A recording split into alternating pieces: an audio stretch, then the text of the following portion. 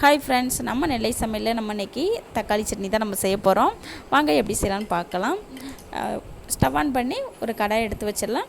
Oil சேர்த்துக்கலாம். நமக்கு oil சூடாயிருச்சு. நம்ம உளுந்தம்பருப்பு சேர்த்துக்கலாம். நான் தோல் இருக்கிற உளுந்தம்பருப்பு தான் நான் சேர்க்குறேன். உங்கள்கிட்ட வெள்ளை உளுந்தம்பருப்பு தோலை நீக்கின பருப்பு இருந்தால் அதை கூட சேர்த்துக்கோங்க.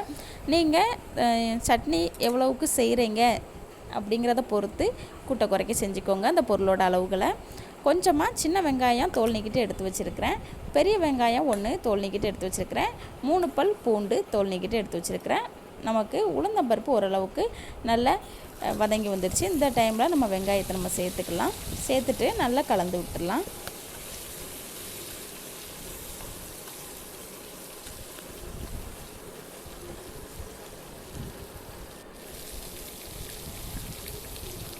கொஞ்சமாக உப்பு சேர்த்துக்கலாம்.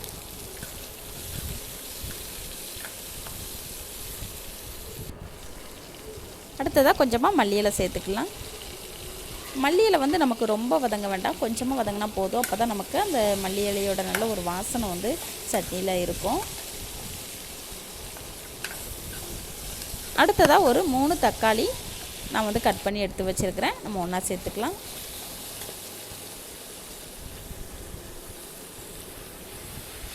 மீடியம் சைஸ் தக்காளி தாங்க நான் கட் பண்ணி எடுத்து வச்சுருக்கிறேன். கொஞ்சமாக உப்பு சேர்த்துக்கலாம். சேர்த்துட்டு நல்லா கலந்து விட்டுடலாம்.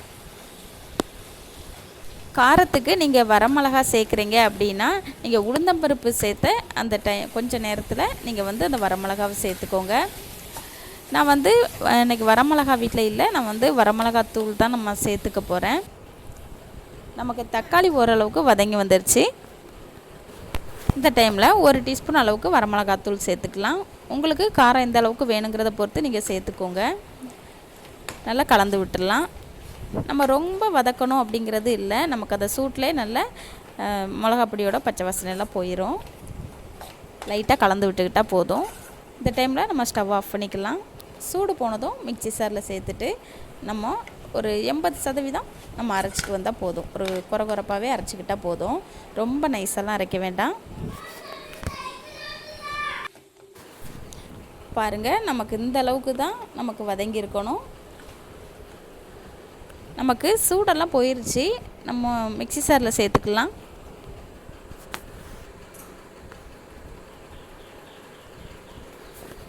நம்ம குறகுறப்பாக அரைச்சி எடுத்துகிட்டு வந்துக்கலாம். நான் வந்து அரைச்சிட்டு வந்து உங்கள்கிட்ட காட்டுறேன். பாருங்கள், இந்த அளவுக்கு அரைச்சிக்கிட்டோம்னா நமக்கு சரியாக இருக்கும். இதை விட கொஞ்சம் குறகுறப்பாக அரைச்சிக்கிட்டால் கூட நமக்கு சரியாக தான் இருக்கும். நம்ம தாளிப்பு ரெடி பண்ணிடலாம். ஸ்டவ் ஆன் பண்ணி ஒரு பாத்திரம் எடுத்து வச்சிடலாம். கொஞ்சமாக ஆயில் சேர்த்துக்கலாம். கடுகு உளுந்தம்பருப்பு சேர்த்துக்கலாம். ஆல்ரெடி ஏற்கனவே நம்ம வந்து வதக்கி தான் நம்ம வந்து அரைச்சி எடுத்துருக்குறோம். அதனால் நமக்கு லைட்டாக சூடு வந்தால் போதும், ரொம்ப கொதியெல்லாம் வர வேண்டாம். இந்த டைமில் நம்ம அரைச்சி வச்சுருக்கிற தக்காளி பேஸ்ட்டை நம்ம ஒன்றா சேர்த்துக்கலாம். மிக்சி சாரில் தண்ணி விட்டு நம்ம ஒன்றா சேர்த்துக்கலாம். நல்லா கலந்து விட்டுடலாம். ஆல்ரெடி ஏற்கனவே நம்ம வந்து உப்பு அப்பப்போ சேர்த்துருக்குறோம். பார்த்துட்டு போதுமான அளவு மட்டும் நம்ம சேர்த்துக்கலாம்.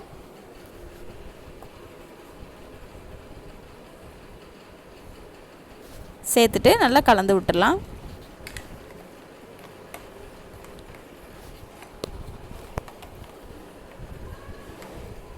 நமக்கு அப்படியெல்லாம் கொஞ்சம் பபுள்ஸ் வர ஆரம்பிக்கும் இல்லையா, அந்த டைமில் நம்ம ஸ்டவ் ஆஃப் பண்ணிக்கலாம். நமக்கு கொதியெல்லாம் வர வேண்டாம். லைட்டாக சூடு ஆயிடுச்சுன்னா போதும். கொஞ்சமாக மல்லி இலை சேர்த்துக்கலாம். பாருங்கள், இந்த பபுள்ஸ் எல்லாம் வர ஆரம்பிச்சிருச்சு. இந்த டைமில் ஸ்டவ் ஆஃப் பண்ணிக்கலாம். அவ்வளோதாங்க, சூப்பரான டேஸ்டியான நமக்கு தக்காளி சட்னி சூப்பராக நமக்கு ரெடி ஆயிடுச்சு. இதே போல் நீங்களும் ட்ரை பண்ணி பாருங்கள். நம்ம நெல்லை சமையல் சேனலில் நம்ம தொடர்ந்து ரெசிபிஸ் அப்லோட் பண்ணிகிட்டு இருக்கிறாங்க. நீங்கள் வந்து செக் பண்ணி பாருங்கள், சப்போர்ட் பண்ணுங்கள்.